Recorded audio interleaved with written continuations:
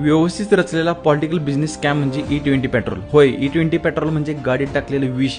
सरकार म्हणतं हा इंधन क्रांतीचा एक भाग आहे, पर्यावरणासाठी चांगला आहे, शेतकऱ्यांना याचा खूप फायदा होईल. पण नक्की फायदा कुणाला होते, खरी गोष्ट तुम्हाला माहिती आहे का? चला समजून घेऊया आजच्या व्हिडिओमधून. नंबर एक गोष्ट, नुकसान आणि त्रास. पहिला मुद्दा आहे की मायलेज कमी आहे. कार कंपन्यांनीच मान्य केलं आहे की गाडीचं सरासरी ॲव्हरेज 2 ते 4% घटलेलं आहे. अहवालात तर काही 5 ते 6% सांगितलं गेले. ग्राहक सांगतायत गाडी आधी 15 किलोमीटर ॲव्हरेज देत होती, आता 13 ते 14 देते. दुसरा आणि महत्त्वाचा मुद्दा म्हणजे इंजिनवर होणारा परिणाम. इथेनॉल पाणी खेचतं, हायग्रोस्कोपिक असल्यामुळं त्या इंजिनमधल्या rubber seals, fuel injector, gaskets लवकर खराब होतात. जुन्या गाड्यांसाठी तर हे डायरेक्ट इंजिन किलर आहे. तिसरा मुद्दा काय, जागरूकतेचा अभाव. पंपावर असं कुठेही लिहिलेलं नाही की हे E20 पेट्रोल आहे, हे 18 पेट्रोल आहे. लोकांना कळतच नाही की आपल्या गाडीसाठी योग्य काय आहे आणि योग्य काय नाही.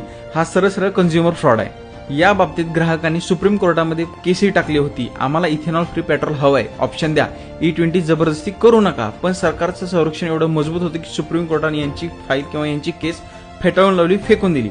म्हणजेच ग्राहकाची अडचण कोणालाही महत्वाची नाहीये, फक्त बिझनेसमॅन महत्वाचे आहेत. आता इथं खरी गोष्ट समजते. सरकार म्हणतं शेतकऱ्यांना फायदा आहे, खरं तर फायदा होतोय साखर उद्योजकांना, मोठ्या कंपन्यांना.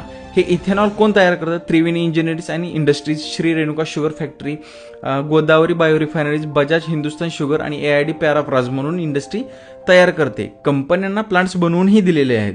या कंपन्यांचे शेअर्स काही महिन्यात 20 ते 30% वाढलेले गेले आहेत. म्हणजे ज्या कंपन्याचा प्रॉफिट 20 कोटी होता तो 511 कोटी झालेला आहे. आणि सरकारने इथेनॉल प्रोडक्शन लिमिट काढून टाकल्यामुळे जास्तच होतोय. म्हणजे साधा शेतकरी फक्त भावला आहे, खरा पैसा उद्योगपती आणि राजकीय लोकांच्या खिशात जातोय. धन्यवाद आणि अशा नवीन माहितीसाठी फॉलो करा.